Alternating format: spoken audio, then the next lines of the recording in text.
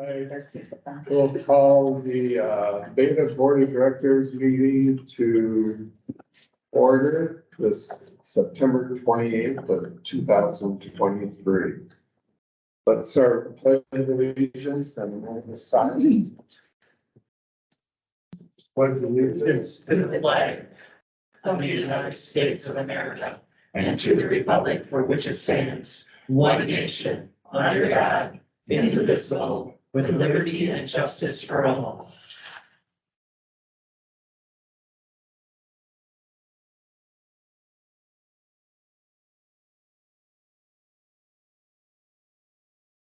Thank you. Brittany, roll call if you would, please. Richard Cochran, Present. John Sommerville, He's running 5 minutes later. Jamie Kramer, Present. Joe Underwood, Present. Pepper Sarah Here. Robert Hill, Here. Brad Jewett. Here.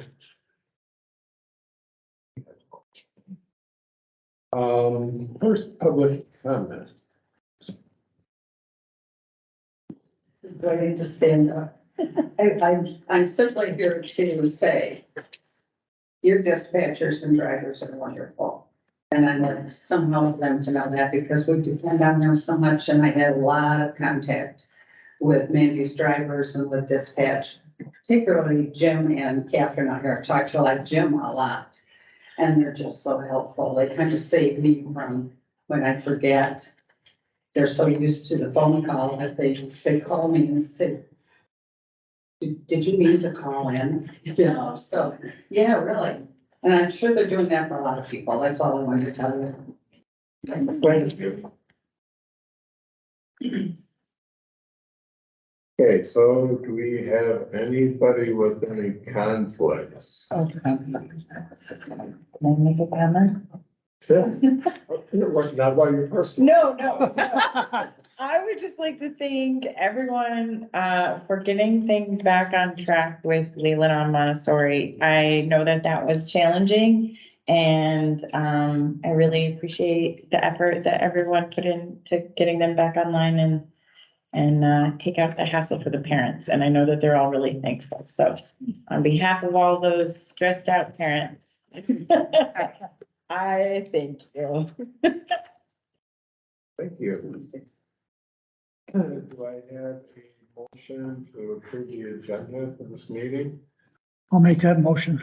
I have a motion. Do I have a second? I did. I have a second. Any discussion?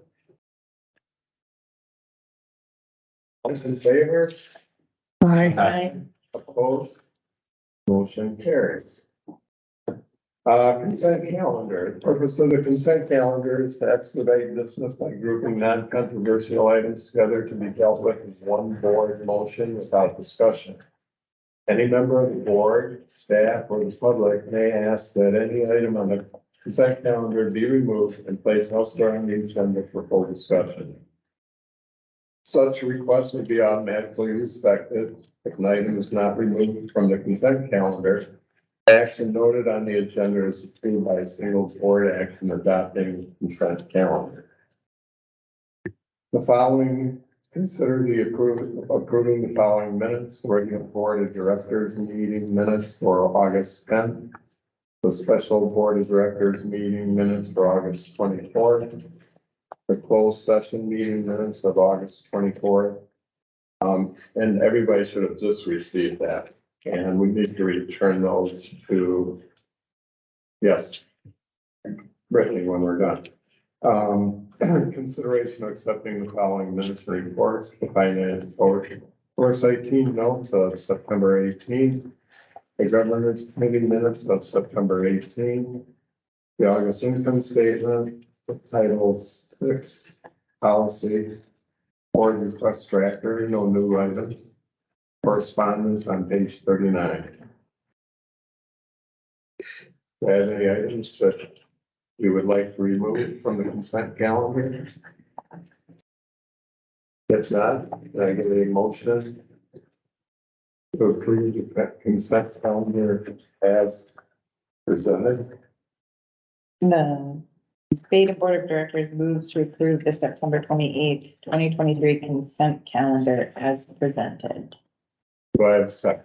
Support. Yes, support. All those in favor? Aye. Opposed? Motion carries. On to Ellie, Executive Director, who has. Oh, is Jerry here? Yeah, I was just looking, you don't think you're in here, let me see, I'm like, that's all right. Okay. There she goes, okay, so. But first I'm gonna go through my regular report. So I'm assuming everybody read my report in the packet, it's on the new format. Twice. Great, Twice. I know, it Yeah, was I like the bullet. so compelling, right? Yes. Looking up. Yeah. So just wanted to get some feedback on if you like that format, is it information overload? What are we thinking? Too much, too little? Bullet points, because they pop right out. I mean, they can scan right down and it's nice instead of kind of buried in a paragraph or, Mhm.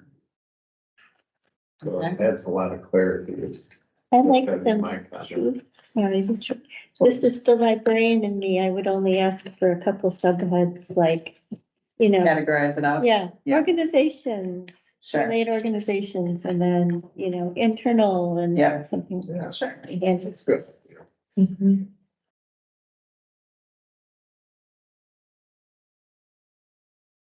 Right. Thank you for the feedback. A few additional points to add to that. We've been working on identifying a location for the October 26th strategic planning, session. There's a lot going on, I'm telling that day, as it turns out. And, we ended up landing on the Park Place. So we'll be in a meeting room just off the lobby at the Park Place. Immediately following our meeting. So we'll have our meeting here at 8:30 that Thursday morning. And then we'll try to shoot over there by 10. And then we'll be there till probably close to 5. That should be on everyone's calendar, and the location, Here at 8:30. yes. Or as soon as you get here, there. It may be a little after, because I do have to go to Lake Leland. And speaking of Leelanau, we do have Leelanau Uncaged shuttle service, this weekend. Eric, do you want to give us the details on that? Sure, so, this weekend is Lebanon Caves in Northport. It's an all-day festival on Saturday. They last year reached out to us and asked to encourage folks to take transit up to the festival instead of driving their own vehicles, because it kind of gets congested in and around downtown Northport. And so we have Route 10 already running, on Saturdays. So it's just kind of connecting it a little bit farther up to Northport on the weekend. Last year was poor weather. It rained and it was like 50 degrees. So we ended up giving 36 rides, last year. So it looks like it's gonna be beautiful this Saturday, 80 degrees. Hopefully we'll get a few more folks that'll use the bus to get up there. It was on KLT, and they made a big deal of it. Great. The only thing is, that's my busiest day on my farm stand, so you can call those Traverse City people out being customers, but you can tell the Beta guy to stop at my. Yeah, this is my board of directors, so Right. I said, buy a couple of pumpkins. Yeah. I'm like, I'm gonna lose all those Traverse City people who are on the Beta bus. We'll add a deviation. Yeah. On the They're gonna go right past me, and it said I thought it was kind of, they said every half hour. That's what they said on the radio station. I'll correct them. Yeah. The schedule's on our website, so. Okay, how many times are you gonna run there? So it's every other hour, basically. Well, maybe it was every. That's a lot different. Yeah. Okay, well, maybe that was it. Maybe I missed. There aren't many people going there. Yeah. I New did. radio people, that used to be one weekend. Turn the volume up a little bit more. I had my headphones on, I was picking corn, listening to it. Inster, what's his name? That's who it was. Oh. Okay, at least they're advertising. Yeah. Yeah, they did. They did a good job. People will go to our website. Yeah, Vince was going, that's so cool. And you can't debate. I mean, he's gonna drink all day, just fall on the bus and all. Yeah. So we needed a bunch of drunks at the bus. It'll be fun. It was at TCM this morning too. Thank you. Very jolly. Oh, good, thank you.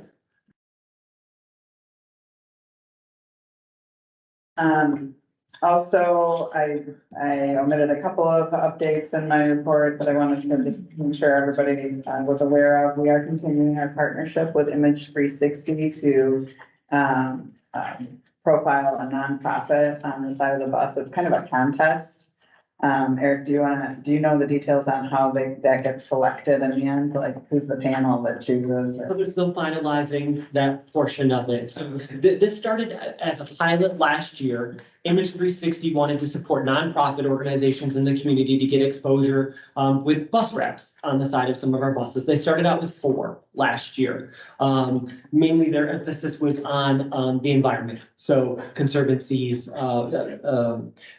water and that type of stuff. And this year they decided to open it up a little bit farther to have a greater submission. And then they also are going to have a selection panel. They haven't figured out exactly. BATA will be part of that.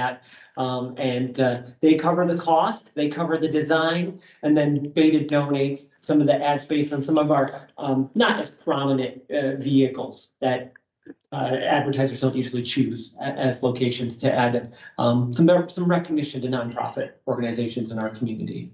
Yeah, it's a great partnership. That's cool.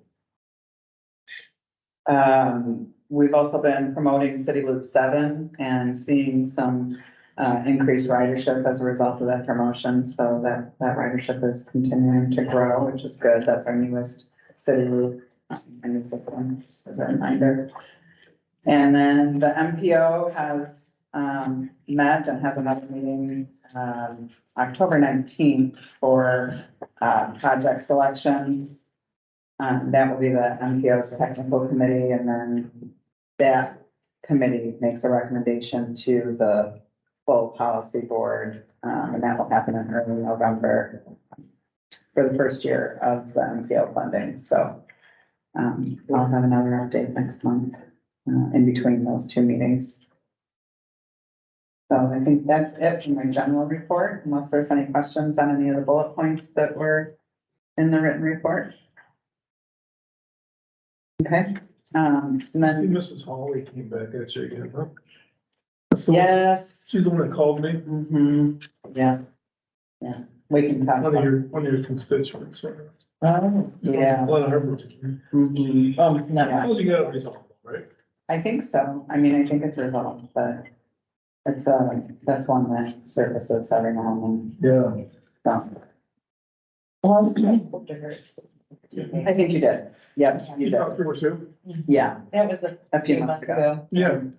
Yeah, she called both of you, I think. Oh, she did. Yeah.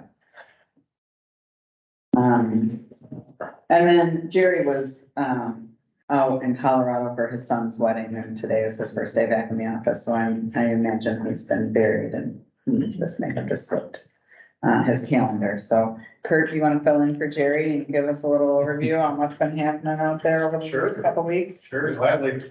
Yeah, they've been moving along pretty constantly and consistently.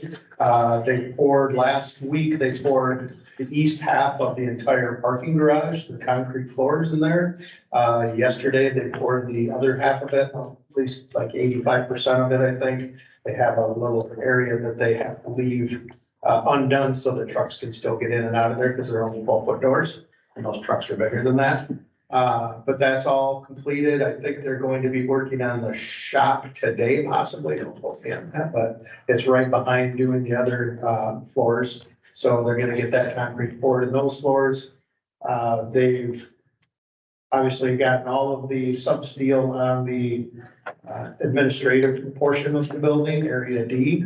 And they are working very quickly on the main roof over the bus garage. All the installation has gone down, the membrane has gone down, the drains are all tied in. They're just going to have to be buttoning up the edges once they complete all of it. I think they're finishing the shop overhead, roof this week early. And then they're going to be doing the standing seam on the administration portion after that. So they're hoping by the end of, middle or end of October, I think it was, middle of October, that it will be dried in except for some of the portions on the edges where they're working on the parapet walls. They've also put in the metal studs for the, walls of the administration building, so that's starting to take shape, starting to do some work on that. I think that floor will also go in right after the shop is done. And then by the middle of October, the first layer of paving will still be, is on track to be done, so, the site will really make a big change at that point. So that's all I know right now. This weather can't be hurt, you know. Oh my gosh, we have been so fortunate with weather and this project. Yeah, Amazing. the whole summer. Yeah. And good. Usually the numbers are rainy month too. Nothing in sight. Not too bad. They're the one, they can work through that. Yeah. We'll make Yeah. up for it. So things are going well. We'll make up for it being dry. Oh, yeah. Oh, yeah. Yeah. November.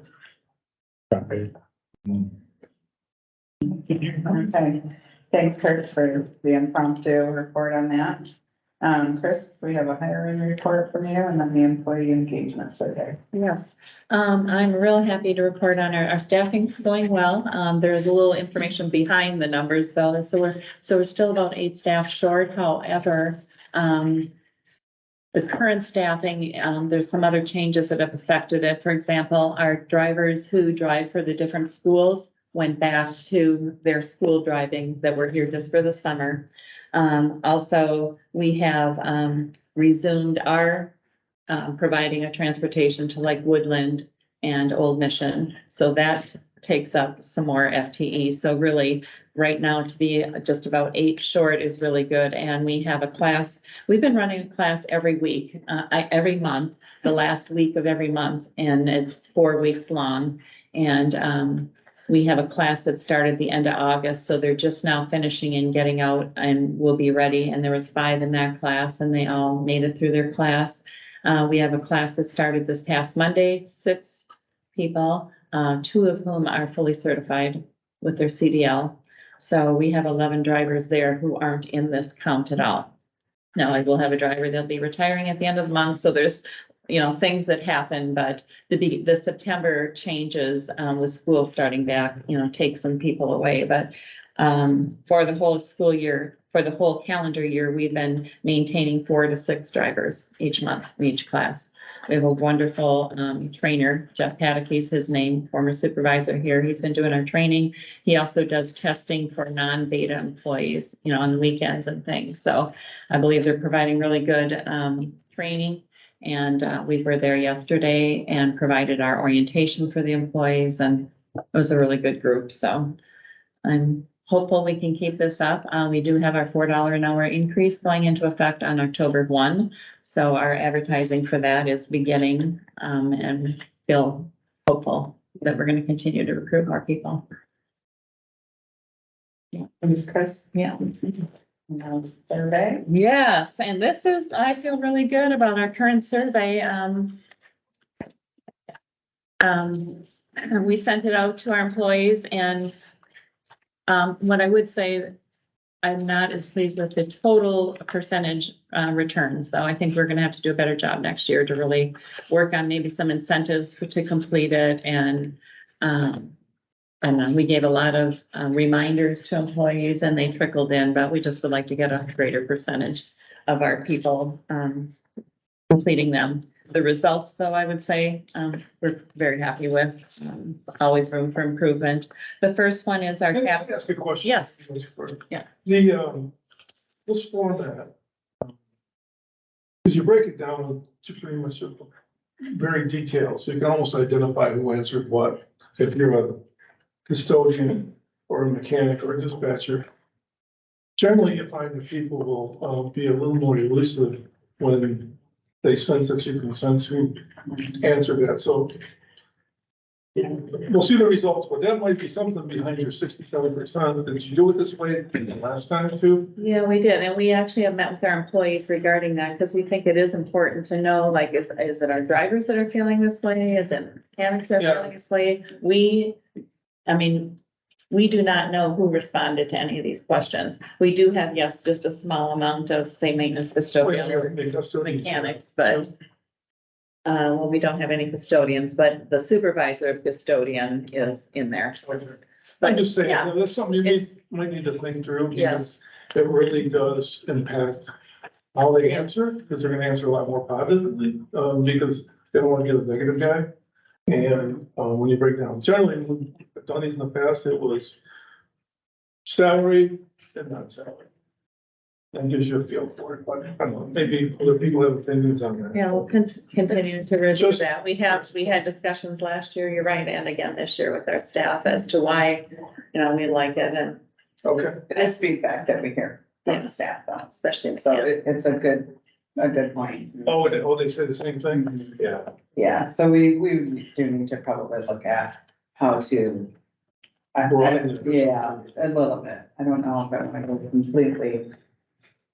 I've never seen one this detailed before. This is pretty detailed. Yeah, Down to the, I think there is a way that we can resolve it by combining some of these groups, if we just have like drivers, but then you can't tell what drivers, but give then. them a little less we have- visibility. yeah. Okay, sorry. Yeah, no. Next one, we, have a new training that we've been providing. It's a TAPCO training for our, drivers. It's, the Transit Company is what it stands for. And, it's been very well received.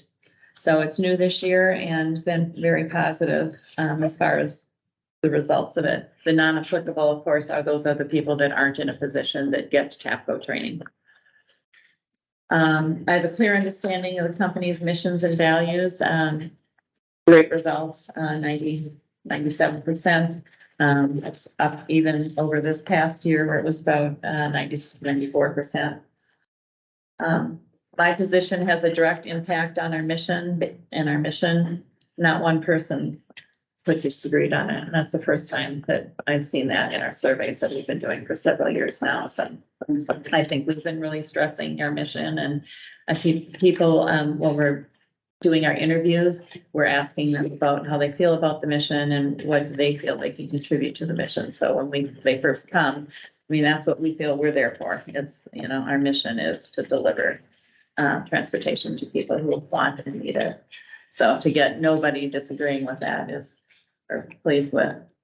I am willing to take on new tasks as needed, 95%, almost 96%. That is up a little bit also from last year. I'm willing to accept change, 93%. The people said yes, and just a few said no. I would say in the past, when we asked about we would say employees are willing to accept change. We got a little different results. When we asked, like, I am willing to, was a different result. So I think there's maybe some perception others weren't willing to change as much, but when you ask the individual, that's what we got. Do you trust your leadership? 76%.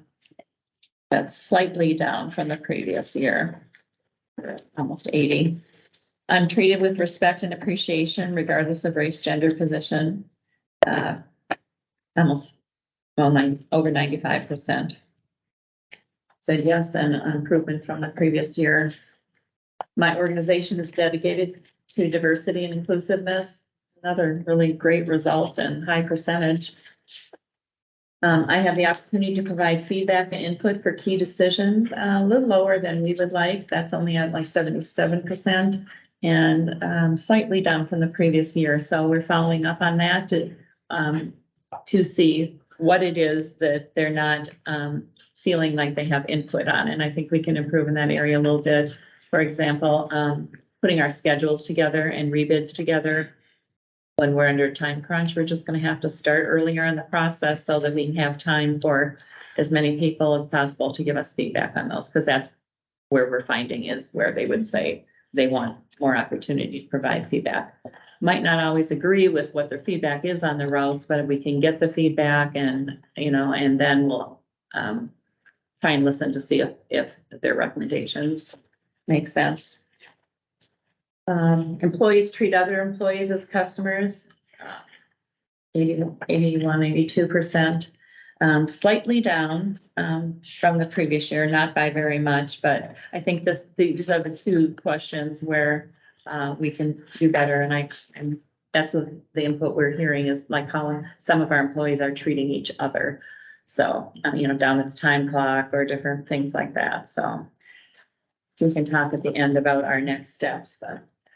The hourly rate and salary I receive is fair compared to my local market. About 67% agree with that. Surprisingly, this is up previous year, and it is prior to our announcement of $4 an hour. So I think this one is not too bad. Most people aren't happy with wages and salary, and the main thing is the next one with the total compensation. So yes, it was positive on the wages, but when you combine the compensation and divide it, pay, benefits, incentives, it went down slightly and is not a great number. So we had a little comms meeting with all our employees, and we did an anonymous survey where they clicked right present and answered different questions.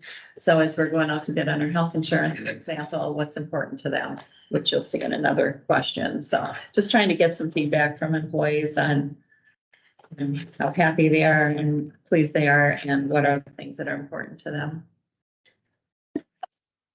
Communication between senior leaders, that would be the three directors, us, and employees is good in my organization.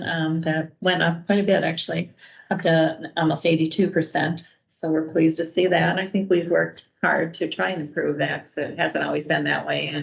And Kelly and Eric and I are meeting with all the new employees as they start, and we have an hour dedicated to them where we just do a little round table, hear about their life and what brings them to our organization, and just kind of share with them about our open door policy. So I think that's been really effective and really gets us to know our new employees better. My managers and supervisor recognize strong job performance, 84%, down slightly. It was at 86% last time. So we're puzzled a little bit about that, because we do take the time at all of our comms meetings to recognize and give shout outs to their performance. And I think this is saying more at the manager level, supervisor level, are they also recognizing strong performance? So keep striving for a little bit better. My supervisor and I have a good working relationship. Now look at that number, 92%. So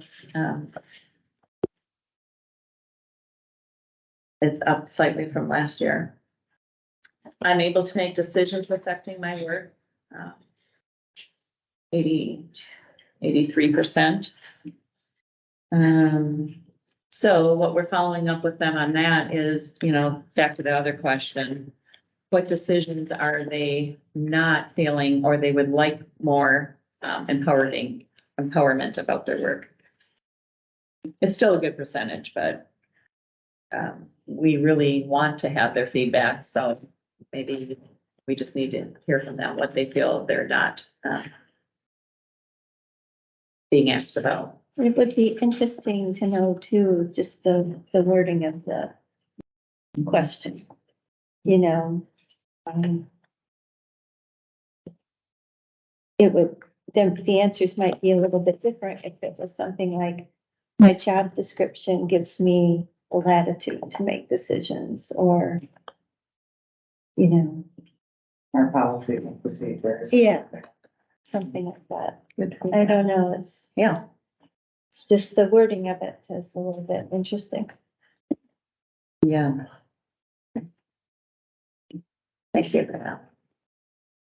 I participate in medical insurance offered by the organization, dental, vision, and medical. So this year we asked that question, and then you'll see the next questions will be answered specifically by which plan they choose and if they're pleased with it. So this was about 64% are participating. And tell me about the no's. Do they have their spouse's insurance or something? Yes, So they opt out. Do you have the cash in lieu of them? we do if they're in the bargaining unit. Yes. Okay, so that's who these people are then.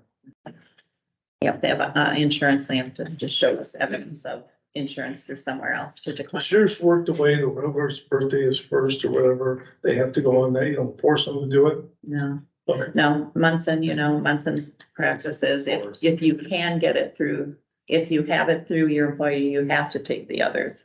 So we do not have that in ours, so they How can, they legally I do know. that? I guess. Those of us in HR, Understand that. I think you can just opt down. That's crazy. But Right. well, I think in this number also are the number of Medicare enrollees. And I think because of the average age of our workforce, we have a higher than average. Yes, number you're right. of, it's, people that are opting to take Medicare. Yeah. Your part-timers don't have medical, you don't offer medical to your part-timers. Oh, you do? and if, yeah. So then we indicate what, have them indicate which plan they have, so most of our people have the option, the HSA, we have a really good HSA option for them that's available. And, then we have a tiered up plan that's a little smaller group, and then we have a limited benefit plan that, is available for people who are like our fill-in drivers or people that are working many hours. And so how they like their insurance, this is the HSA, this is the big group of people, so about 53% agree with it. So then we've asked them to indicate if there aren't $500 deductibles out there anymore, so we're trying to educate them on, what it was like 10 years ago and what insurance is now. However, would you be interested if you had to pay more out of pocket? Because right now we give them a composite that basically pays for their health insurance, less about $7, and it pays for their health, dental, and vision, less about $21. So it's a nice composite that we pay to them, an allocation. And so would they be willing to have more out of pocket? We've chosen to not pay the insurance companies more. We're having, less out of their pocket for the premiums. And we monitor the, how many people are actually meeting their deductible every year, so that, and they're not hitting a big deductible. So we currently are out for bid on our health insurance, so we're having it bid by all the companies. It's supposed to be done by the end of this month, so we're expecting it anytime now. So we'll review where the rates come in, who they come from, and any other plans, and then meet with some of our employees and make a decision on, what we're gonna offer for next year. Currently, we're with Priority Health, and they have been the ones that are competitive. So we'll see what these new bids come in as. So BATA operates like a cap, essentially. We call it the allocation, but essentially it's a cap on what we provide to each employee for the cafeteria things. And then we use a composite rate and charge each employee the same rate regardless of their enrollment status of single, double family. And so some people like that, some people don't. There are nuances within our insurance offerings, I think, that contribute to the dissatisfaction. Well, some of our single subscriber people would prefer to, they feel like they're supporting the full families, and yet when you're usually in a union environment, they would not be supportive of charging more to your 2-person or to your full family, and so we're treating each employee. And we did a deep dive on that with the bargaining, during the last collective bargaining with the bargaining team, so. And it's a good allocation, and it's currently $1,088 per month. 13,000 a year. Yeah, 13,000 a year. So this is the tiered up plan. It's about half and half. There's only a few people on that plan, so they're mostly on the HSA plan. And this is a limited benefits plan. Again, they're employees who are more the fill-in drivers, and probably, they would rather have what everyone else has in the bargaining unit. And then we also asked them about their retirement plan, and what they're currently contributing to. So we have a defined benefit plan for all of our bargaining unit members and admin, and then we have a defined contribution plan that's available for our fill-in drivers. And then anyone could also sign up for our 457 plan. which is a tax advantage retirement plan that they could have on top of their pension. So the MERS definitely is the highest with 78%. And we're seeing more and more of the new people now not wanting to stay in a fill-in position and go into a bargaining unit position. And so we'll probably see more and more increasing in that area, which is great. We'd love to have them, work more hours and so I'm satisfied with the retirement plan offered. This is the defined benefit plan. So I think I looked at, there were about 13 that disagreed with that, but the majority of them. And I think we can just need to keep educating, and we're spending more time in our orientation with employees because it is a good retirement plan. I mean, it has a 6-year vesting. It is a 2.25 multiplier. And so it's a stable retirement pension. And I think we just need to keep, sharing with them others that are out there. It's compared to the defined contribution plan, it's a nice plan. It helps in a 6-year vesting. It's nice. A lot of them are more like 10 years. And just as a reminder point, our pension plan is our social security release. And not everybody likes that. Some think that we should be having social security and a pension. We don't have social security, so. Well, So, That's a good time. Or how was that determined? I was trying to remember. it was a decision that was made when BATA was created, and Okay. it's, it can be changed, but that if the staff changed that, if we voted to change that, it would be an irreversible decision. Does, yeah. So it's a one shot if you wanna change that, but. That's it. So this one is, they're satisfied with their defined contribution plan. Or did I go to that? Yeah, the fill-in drivers. So we're 75% are satisfied with the defined contribution plan. And then we also have a 457 plan. Again, we've been trying to really work with employees to help them see the advantages of, tax deferring their money. And I think we have about 13 employees currently in the 457 plan, and they can modify it. So if they start off having one, amount taken out of their paychecks and feel they need to go either way, they can change that amount. So it's a nice way to have a tax deferred set aside. Why would they disagree with that? That's an option, right? They don't even have to take that, do they? Right. Why would you disagree with? They might be disagreeing that we don't contribute to You the don't social security. We don't offer That must be the reason, because I'm like, Yeah. And a lot of companies do contribute to it. I mean, you gotta. But we pay the administration fees, right? Pardon me? But we pay the administration. Or the plan. For the plan. No. Yeah, why would you get asked to put? Yeah, there's no fee for us on the Yeah. 457 plan. Yeah, I think employees know that other organizations do the contribution. For us, again, because we don't participate with Social Security, we lose a little bit of the tax advantage of providing a match to employees.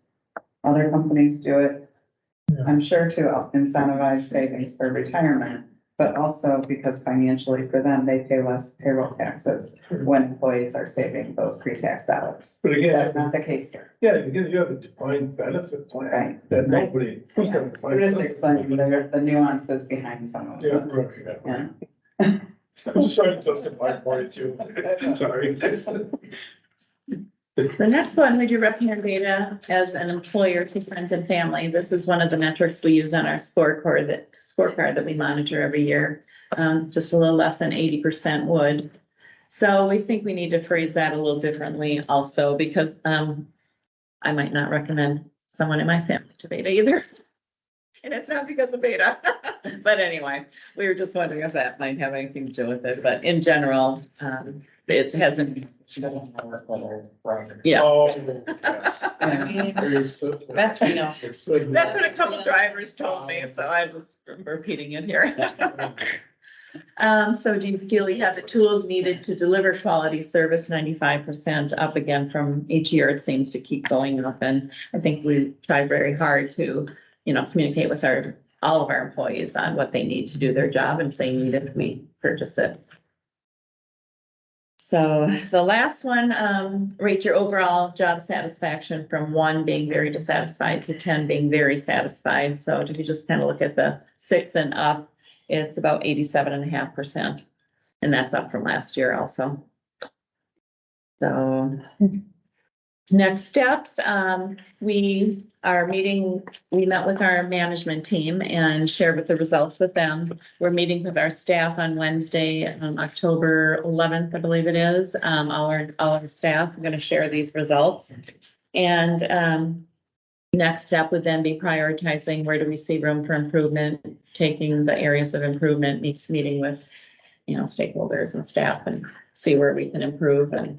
And then what we will do for next year is some of these questions we like to have a baseline and we'll ask each year. And then there might be ones that might be new depending on what's going on. Like last year and the year before, we had COVID going on. So we asked questions about how they felt we handled the COVID situation. And that's really not an issue anymore. So we took that one out, see what things might be important next summer for us to ask. Certainly, if you guys have any suggestions at all, like you'd like to know how they feel about it, we can do that. And also ask open-ended questions, and they are anonymous. I mean, we cannot see any names. We will combine some groups for the next year, look at a way to, so they do feel more comfortable, and maybe look at some ways to increase the participation in that. Maybe make it optional. So if they feel comfortable providing the info, they check it or they click not to. Particular question? No, like they kind of like Oh. breakout admin versus just like. Sure. Prefer not to say Right. category. Thank you. Thanks, Chris. Thank you.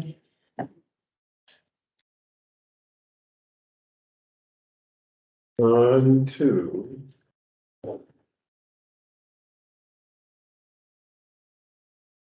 chairperson's report. The only thing I've got to say is I have been driving by the building on a more frequent basis, and it is moving along at a pace that it's impressive. It's very impressive. Yeah, they're doing a good job out there. We've got a good crew on the project. For sure. So, on to committee reports, finance oversight team. Yeah, finance oversight team met on September 18th, reviewed 4 items. 2 of which became recommendations on the agenda that we get into under new business, the Diamond Drive property, and then also the fiscal 24 capital expenditures. They approved, or it's not an official approval process at that committee level, but they reviewed Attorney Hamlin invoice for the previously board approved change order that had taken place. I don't know if those that were on the board at the time recall that the last change order from Cunningham included coming back to us with an invoice for the work that would take place between September and the start of construction. Because their contract was written based on the length of the project starting in September, which we did not start in September. We didn't break ground until April. So that was the invoice that was submitted for that. So we went ahead and processed that. And then we have a progressive compensation request that's still in progress, and we'll come back to the finance oversight team before any movement on that. So that was it from the finance oversight team. Governance committee. Okay. Well, we met back on September 18th, and first order of business is we have 3 folks. Heather's, her term expires, my term expires, and Bob Fudge's term expires. So we talked about that, and the committee recommended the full board support, sent a letter to the respective county requesting a reappointment of John and Robert. That'll be myself. And then we would do the normal course of business on the open position for Heather's spot and then bring that back to the board for, approval. Correct? Right, After, yeah, after we churn through the end of Well, the, we want to see what the results are of the appointments by the county. right, So if there's a gap there, if something, there might be a gap. yeah, my skills, that isn't, if they'll improve me and they give somebody that's, you know, a marketing person or something, then, you know, you'll need somebody with administrative skills or finance background or whatnot. So that's why we're waiting on to go after that particular individual, wherever the gap is. And that's true to point. I mean, we got that governance committee up so that we could fill the gaps of the skill sets that we need to be a functioning board. So, that makes sense to me. Yep. So identifying characteristics, and then there was, we did discuss the incompatibility of office issue that came up, during our issue with Grand Traverse regarding one of our, members, and, you know, we want to talk about that.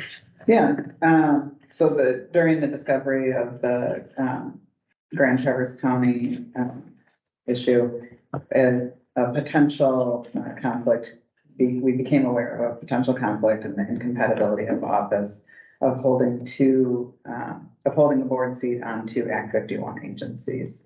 And so, because that's not, we just kind of put a pin in it when that came up and said, we'll circle back later.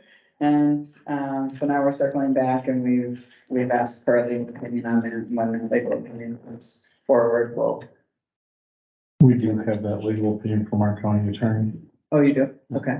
We have not received the legal Yeah, opinion. he was on vacation last week, so I think he's waiting until he gets back, 'cause he got married last week. And Oh, when he was off, he's supposed to have that for us, so. okay, great. Good. So more forthcoming, probably by next month, I would think. Yeah, I can make sure Matt has it out to us. And we've seen the preliminary and everything, but I don't want to say anything until he releases it, so. Okay. So that, for governance, yeah. Okay, old business. Anything? No, New business, this is, the fiscal year 24 capital projects. yes. It is in, I don't know, this page is 15. Yeah. The pages are off. Yeah, I was gonna say, I think mine says 77, but it's on page 59.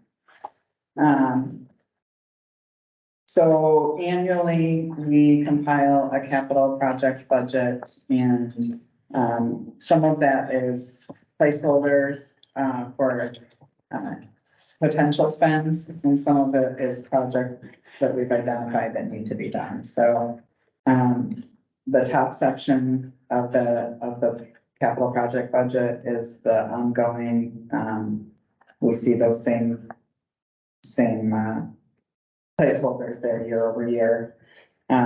We did increase the shelters, benches, signage, stop placemaking one. The cost of shelters has increased, quite a bit over the last couple of years, so we've bumped that one up to 75. I don't know why I'm going through this, Bill, you wanna go over it? Holy cow, finance manager down there. Kurt identified on the motors line that we did drop that down. It historically was $100,000 and we hadn't been, utilizing it. As we're getting newer, equipment on board here, hopefully it'll be, less and less, of that. There was some general IT, we kept the 7,000. There was a balance of in 23 of vehicle technologies for MDTs and prayer boxes. We wanted to kind of roll that back over into fiscal year 24, and then also keep the annual tech of 26,460. For the new projects, we had initial costs for repairs at this facility for the snow melt. We set aside 50,000. Kurt's kind of dialing in some numbers now. It might be slightly about that, around 50,700, maybe 52,000. So we still are within, the contingency that we, have set aside for this, but we don't have a final number yet. But he's moving forward on that. And we're gonna get a presentation from Kurt on the snow melt situation here in a minute, but we'll finish going down this list first. And then with the move to the new facility and such a large space, Kurt's been reaching out to other transit agencies on how they do their floor maintenance and that. And so he's doing his due diligence to see what machines, they're doing. Initially, we found one machine that would be able to handle that large of a facility. And, could keep the facility clean and maintained. Online prices were right around 95,000, so we just kind of set that up in the capital budget as a kind of a placeholder, but there will be a full procurement process to go through and look at all the other, manufacturers of these types of machines and kind of do a proper vetting on what works and doesn't work for, other agencies. And I kind of threw up fiscal year 25 forecast out there. So this would be basically October 1st, 2024. Just to kind of start to look ahead a little bit more on what we're going to need, especially as we move into the new facility. There's some grounds, equipment, snow tractor for removing snow on the sidewalks, and facility, roof ladders for the maintenance. Scissor lift and then like I Are your sidewalks gonna be heated? sidewalks are, but not everything is heated out there. And we can get more clarity on that, but we're not asking for. We're not asking for that. We're just trying to Projects right now. kind of project out a little bit. Yeah, well, I'm just thinking it might be, if sidewalks are heated, it might be cheaper to just contract out the mowing and stuff instead of buying mowers, maintain them, and have somebody mowing them. It's another whole body all summer long. Yeah, we'll do a full cost analysis on that before we make a decision on definitely whether or not we need that or not. We haven't talked about that. So Kurt, do you wanna take us through the Hall Street snow melt? Sure. Your favorite topic? Yeah, I spent a lot of time on this, so. Yeah. Couple years. So this snow melt system that we have here has been giving us problems for a number of years, actually. 2015, we were having a lot of leaks on the south side of the tarmac. And we were able to isolate that loop over there, since it's right next to where it's plowed, it's not really an issue, and nobody's really walking there. But in the last couple of years, as you can see from the pictures up here, this zone right here that runs along the north side of the building and out to the center of the clock tower has been failing. And we spent a lot of time in the winter, spring, and the summer testing those loops, trying to isolate and determine exactly what was leaking. The tests were varied in large degree with leak down tests. And we also tried thermal imaging, but the thermal imaging, we did it in the winter when it was hot water running through there, hot glycol, and thought we might get better results once spring got here. So we waited till it got hot outside and we actually ran ice water through it to try to get a better image. And honestly, and it plumed when you did that. So we couldn't locate just, oh, there's the leak. It's just coming out and leaking all over the place. So there's obviously multiple leaks within this. And as it turns out, in this zone, there are 5 loops. 3 of them are leaking. So I'm asking what causes that? Is this normal that these systems fail? And it's, not necessarily normal. However, back when this was installed in 2005, they were still using the same wires that they tie the rebar together with to anchor the tubing. And they're supposed to just make it a big loose loop, just to keep it from moving too far in the concrete. And sometimes they tie those too tight, and so they could have been degrading right from the beginning of the installation. We don't know. So right now, what I've got planned this month, I've got Elmer's and Sharon Plumbing and Heating coming down. And right out front here, at the end of our testing, one day we had some glycol bubbling up in one of the expansion joints. And so actually we came through and pulled all of the brick that lines the curb to the sidewalk to see if, well, maybe that's where the leak is then. It was right near there. There's no leaks on anything under the bricks, because that's too easy. So we had all that put back in, but what we're going to do is start chipping in. And if you look at the picture, just have me point around the ball. Yeah. Okay. So it's like, that's not, but anyway, it's right up near the garden over here. And so we're going to get in there and, use a hammer chisel and chisel away, surgically get into this area where we think the main leak is in that system. And then try to use, shark plates to repair that, tube. And then really get in there, get an idea of what is causing all these failures. So, you know, part of due diligence, if you will, is probably gonna cost us around $3,000 to $3,500 just to have that work done. But then we've got a better idea of what's going on. The thing I'm concerned about is, well, a couple things. The slab right in front of the tower this summer heaved about a little over half an inch. That's not normal to have a slab heave in the summertime. That's why we've got those markings on the little spot there, but something's going on underneath this slab that I kind of want to get to the bottom of. Years and years ago, this was nothing but sawdust through here, because it was red mill lumber, and it was the lumbering of the early Traverse City, and this entire area was just bigger sawmill. And so a lot of this stuff was built on top of material that wasn't necessarily stable, so I'm not sure what's going on under there, but Back then too, they probably didn't use oxygen barrier pipe, and that's what needs to be under the concrete, so. yeah, it's a fairly common pipe that they identified that is still in use, however, whether it's put in right. Yeah. Well, there's oxygen barrier, non-oxygen, I mean, if it doesn't spell out on there, they look alike, so. So what I'm saying is they could have maybe not used it, or they could have had a wrong roll Yeah, or something. okay.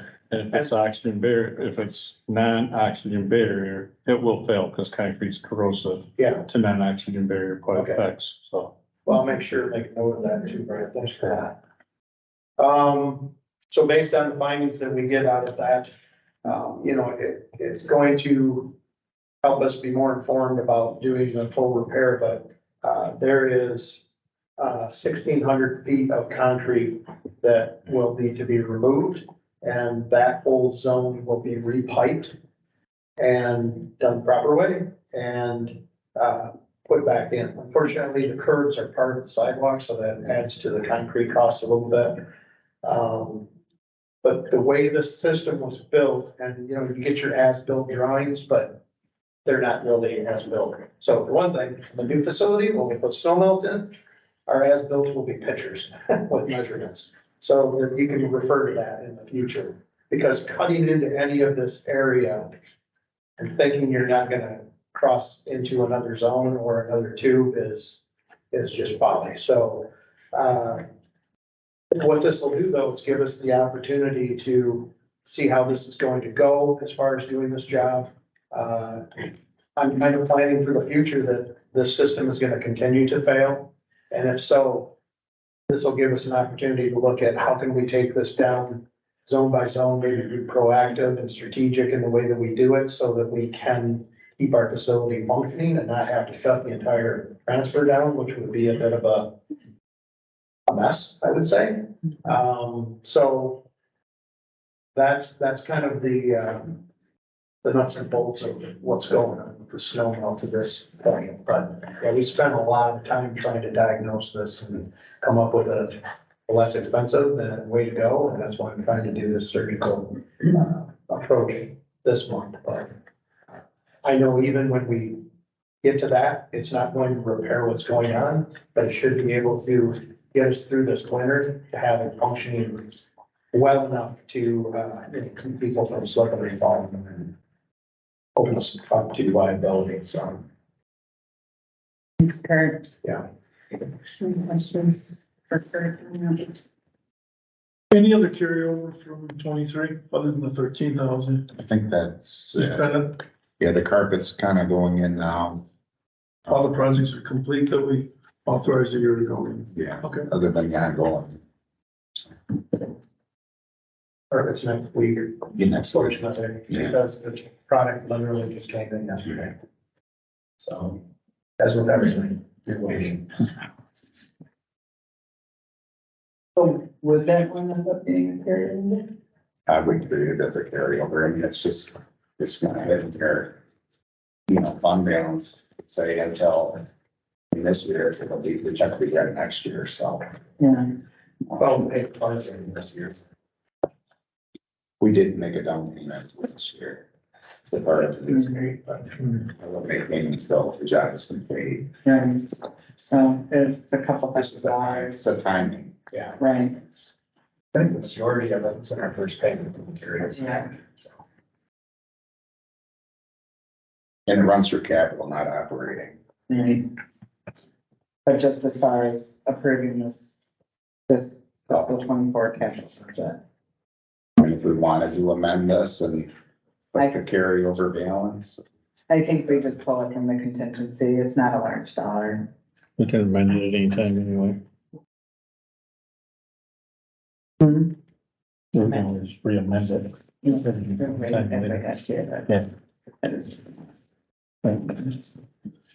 And the boiler situation was resolved? Yeah, I'm sorry, I meant to mention that, Heather, thank you very much. The new boilers are in, they're getting set up.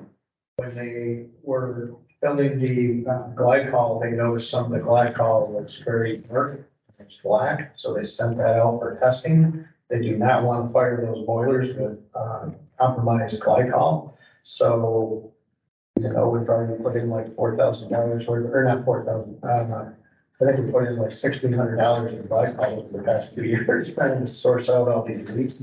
They may have to drain the whole system if that's contaminated and refill it, so that could be up to $4,000 or $5,000 to do that. But they want to make sure they're putting big clean glycol into those new boilers, so. That's the other reason we're trying to get all of this resolved before the heating season, so. Mother Nature's cooperating. Yeah. Of course. She's buying us time. Mr. Chairman, I move that we approve the fiscal year 24 capital project budget as presented. Second. All in favor? Aye. Opposed? Motion carries. Then we have a support letter of reappointment of John and Bob. Do I have a motion?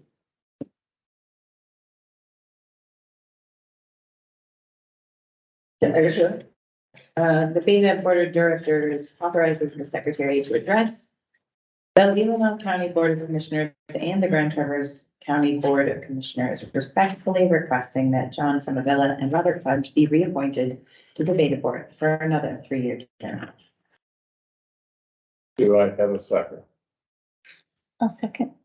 Second. I have a question before we vote. Oh, wants to say discussion? Since I'm the secretary, do you want me to write the letter myself? I thought that we would have the chair sign it as well in your case. That's good. Yeah. There you go. I have a comment. This isn't for or against anybody. I fundamentally oppose a board supporting another appointment back to the board. I think it's perfectly fine for individuals to contact those boards and request that. But as a board here, I feel uncomfortable suggesting to the other board what they should do.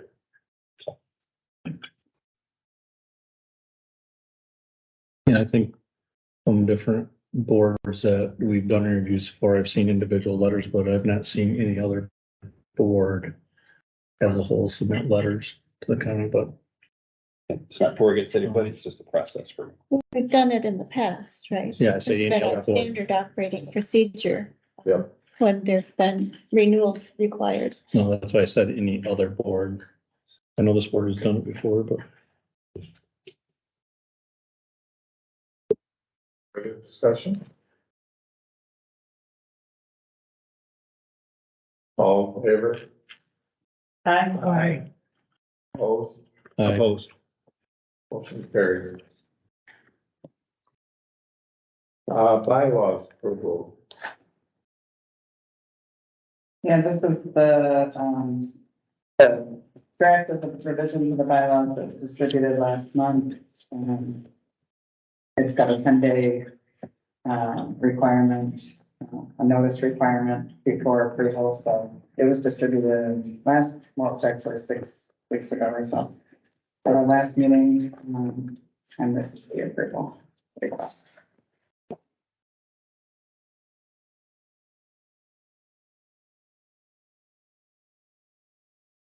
So I have a motion to approve the revision of bylaws as presented. So moved. Second. I have a second. All in favor? Aye. Opposed? Motion carries. Dining facility. Yeah, so this was one of the items that we discussed with the finance oversight team, and we have 2 active offers on Diamond Drive. Full price offers. I think the highest one is $436. However, partly because of the sale price of CAS, filling the gap on the facility budget without pulling in Diamond. My recommendation is that we wait on selling Diamond. And what I'd like to do is get into the new facility and feel confident that we have all of the storage needs met. Our new facility has less storage capacity in it, outside of buses. I mean, obviously, we have a ton of bus storage capacity, but what we don't have is general maintenance equipment and items like shelters that come in and sometimes have to be held until they can be installed. And so I think just, we're forecasting a lot of things and not all of it is a science. And so, the other thing about Diamond is that it is our only locally owned asset. It was not purchased with federal funds, and so it is a BATA asset, and any sale of that facility can be used how BATA's board chooses to use it. It doesn't have to be rolled into the cost of the new facility like CAS or turned back over to the feds. So we have a lot more flexibility with that facility than we do with anything else that we own. And I think that we can offset the carrying costs. I think, was it about $8,700 a year, in a holding cost for that facility? I don't foresee needing any of the office space of it. But should we need any of that storage space until we can build an outbuilding of some type to house additional equipment unless we choose not to buy mowers and that kind of thing, and then we don't have that storage need. But there's just a lot of unknowns right now with what the future holds and our storage needs, and whether or not it would be wise to have that facility that we could not replace for the dollar amount that we would be getting for it. So that's how this came to be. And we can pull it off the market and sell it a year from now. We can rent the office space when we move to the new facility, and that would be just revenue back to BATA. So. I mean, there's options. There's Well, we have options. room on the new campus there to build a storage building, don't we? I mean, we gotta ask for. Right. amendment. We do have room. We don't have permission. Right, and we have to ask for amendment to the Yeah, plan, right. which I'm sure at this point in time, the township would probably go with it. Yeah. You'd think so. Right. Maybe. I look, the carrying costs were so cheap for, you're going, Exactly. the math, your storage over here is how many square feet, then they want, The new one is like 1,100 square feet. I mean, that's like And the nothing. current is, combined between the two facilities is about 2,300. Yeah, but what's Diamond? I don't know, that's off the top of my head. But I'm saying we're going from a combined diamond and gas, moving all of the stuff that's in 2,300 square feet of storage into 1,000 feet of storage, Right. so. Now, some of that is, $1,000. Yeah. That's cheap for storage. Yeah. And it just covers us just in case, I mean, otherwise, what do you do? mhm, You could just put it back, come back a year, after you get in, and figure out right, what your needs are, but to sell that and all of a sudden you're pinched, you're gonna go like, well, yeah, now we gotta build a $600,000 facility, and I'm like, oh, wait a minute, man, yeah, well, we just gave away, Mhm. right? and, we might wanna rent it for 3 years, Oh, who knows? gosh. I mean, right, Yeah, like, I don't know, No, carrying costs, I mean, yeah, it is reasonable, but that's just current. What happens in 2 or 3 years before you're down the road, we have a infrastructure thing that we have to take care of there, then you're looking at that cost too. So if we can get 400,000 out of it, we can certainly build a 30 by 40 storage type building mhm, very easily, or 40 by 60, whatever you need, less than $400,000. Where did they go with Yep. that Cass Road storage or stormwater situation? Where is that? the The big stormwater plan that they were working on? the drainage Yeah. district. So BATA is exempt from the drainage district assessment, is that what you're asking? Yeah. Parcels were. Yeah, John built 32 by 64 outlets with a 14-foot ceiling in it, heated floor, fully insulated, fully finished. I'm gonna end up about 155 or 166 to do it. that's, So, I don't know that we would want to do anything until we get over there. I mean, I think assessing your needs. Once you're Martin's there. there right now to sell it. I mean, who's to say it's going to be a year or two from now that the market's here too, so. Our storage building's going up all over. If we get desperate, we can rent a storage building somewhere. And then not have to sit on that asset and maintain it and everything. yeah.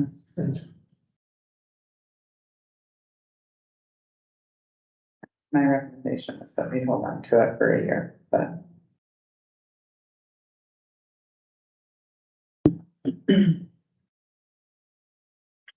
Feels like there's already a full place. well, it's also a matter of how long will it take to be able to build a facility the way everything's backed up in the construction business? I mean, another building. Yeah, well. I mean, really, right now, it could be as simple as a change order for the current contractors, as long as you can get the approval from the township. I'm happy to explore that option. I'm I just saying, mean, it could be you know, that simple. it could be, and I'm happy to do the legwork to explore those options and come back to the board but I think we need to make a decision about the listing. Either, I mean, we have active workers that want to know what's happening, so we either sell it and deal with the consequences, or we hang on to the safety net and make a plan when we have more information. Well, when you built the new facility, you must have thought about storage needs back then, right? So there must have been some thought that went into why we have what we have. Yeah, But there was also, we also lost a fair amount of the storage capacity when we did value engineering because we were trying to bring the budget of the new facility down and we had to make some choices. And so we lost a mezzanine, which, ended up putting parts in more of a, storage room that could have been used for other equipment. And so, and I can't say that there was, I don't recall, I'm not sure the level of detail that was planned as far as additional equipment being storage, additional equipment that does not exist today, but may be needed for the future facility. Yeah, well, mezzanine make a big difference on Mhm. parts. Tools. So it's kind of a snowball of how we got here. We did also discuss with the realtors, when we were listing Cass, holding off on listing Diamond. But at that time, we were banking on that revenue to fill that gap in the facility. Today, we're looking at the facility budget that is running under budget by about $1 million. And we got a higher than anticipated offer on Cass. So it's not essential to the funding plan for the new facility, like we thought it was when we chose to list it. So there's that information going on. How big is this facility? How big is it? I don't. Diamond? Yeah. It's got 2,200 square feet, I think, total. About 1,200 square feet of office space. Square feet of storage. Square feet of storage. Mhm.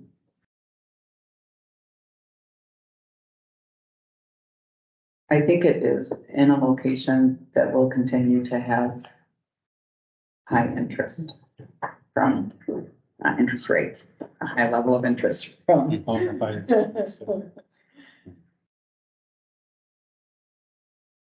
Potential buyers.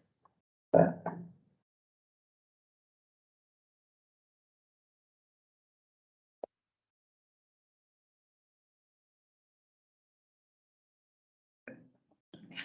The Beta Board of Directors, rescind the listing of 2470 Diamond Drive effective immediately as recommended by the Finance Oversight Committee.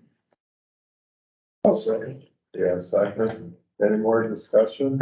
Because the thing is, if we decide within the next 60 days or whatever, we go back on the market. Yeah, let's do that part. So can we make that contingent on? Sure. Getting an evaluation. But we already have offers on On it. Brad's pole barn for 120 grand. Or something. Yeah. I just put barn too. Yeah. It wasn't that cheap. I didn't have Missouri. That's good. Workers. So. Well, the workers are playing high enough, but I don't want to work myself.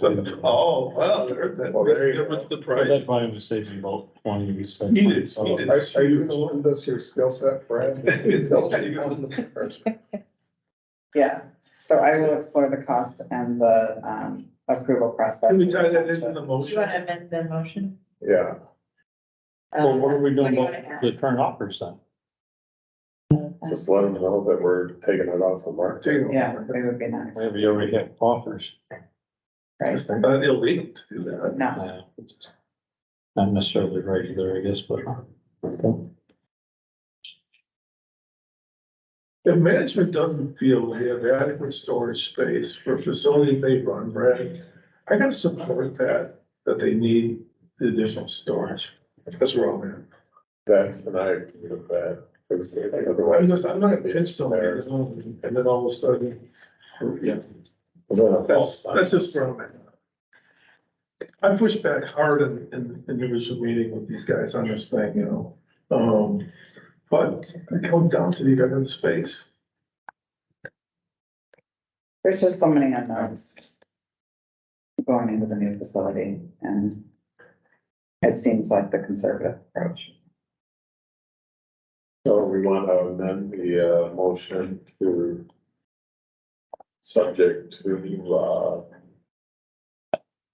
further evaluation Would of, be subject to, what's that? motion would be subject to, but should include an evaluation of. Right, that's. Say, and directs the executive director to the township approval process to build a storage Storage facility. On site. I'm sorry. Sounds good. So exactly what we end up with. To extend the listing of the 2470 Diamond Drive effective immediately, subject to, Not subject to. or Indirect, not subject to, And indirect, executive director. how are you gonna word it? With words. Do you have something there? I that you have some of it. It said and address the director, direct? Indirectly executive director to explore the costs of building a facility on this site. So, I'll rewatch it. We're done. Okay, are we gonna,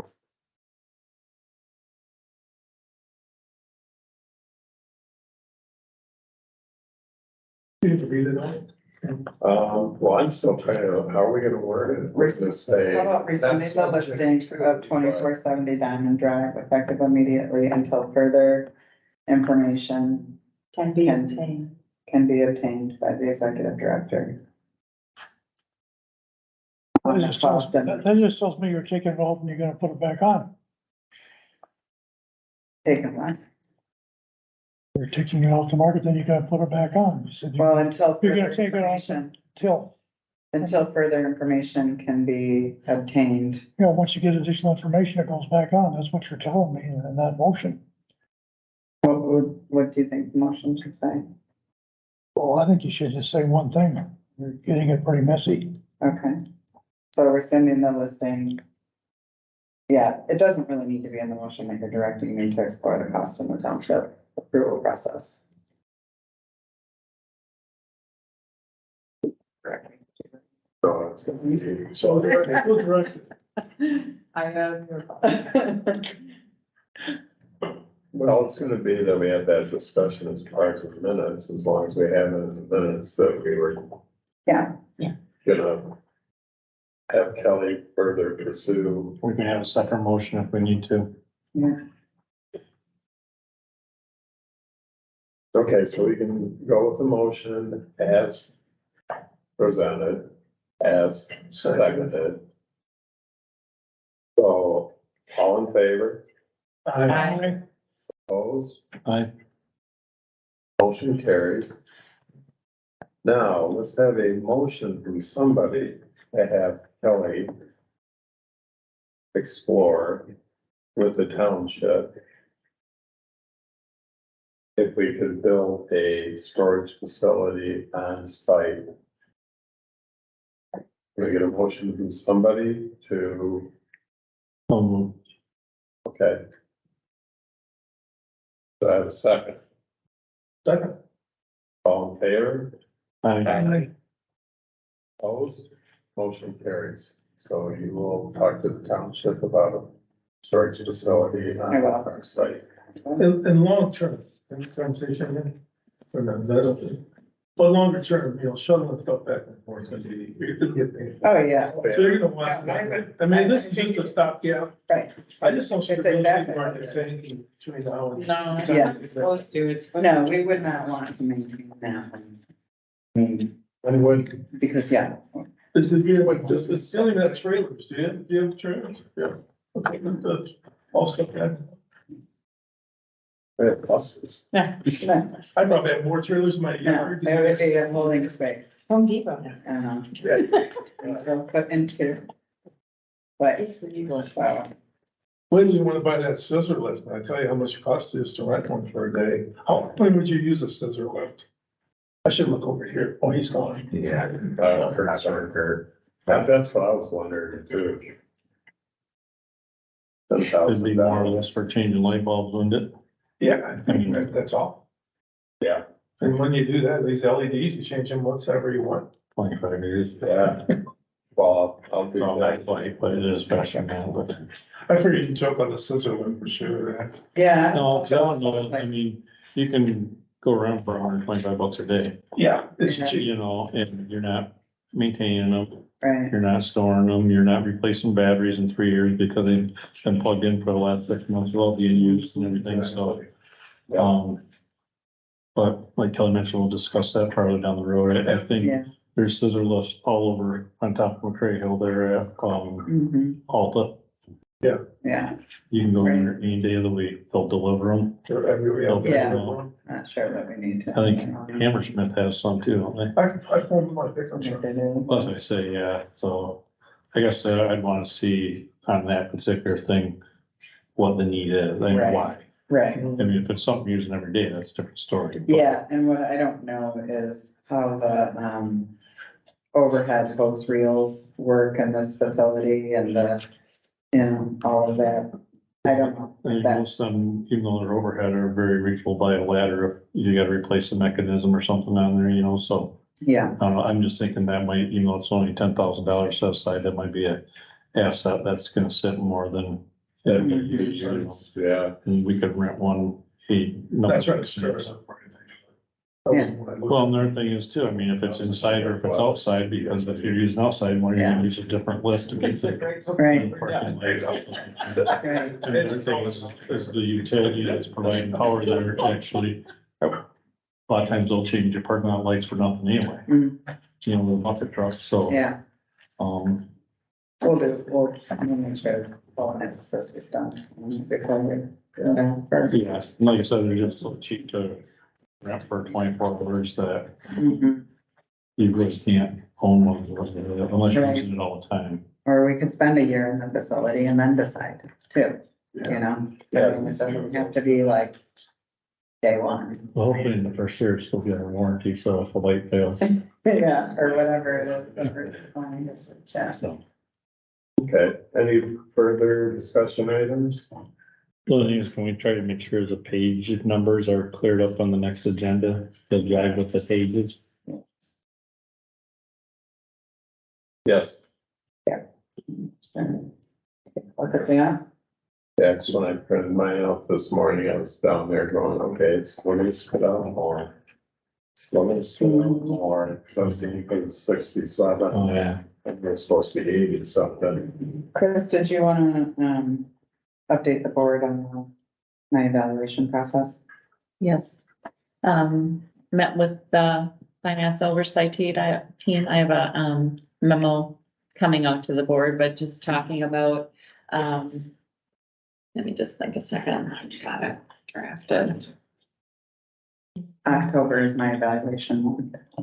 Online, so. Yeah, so I I just was getting an email. Yeah, so I was gonna get an email to you and, I think Heather had a suggestion of sending out in advance, kind of a summary of the accomplishments during the year, so that before you have to do an evaluation, you have something that you can look at for the previous year as far as her accomplishments. The reason I asked for that is because there are some questions on the evaluation about what organizations, or if she belongs to the appropriate organizations and things. And I'm like, I know she tells us that in her letters, but I don't have them now that I'm trying to answer the survey.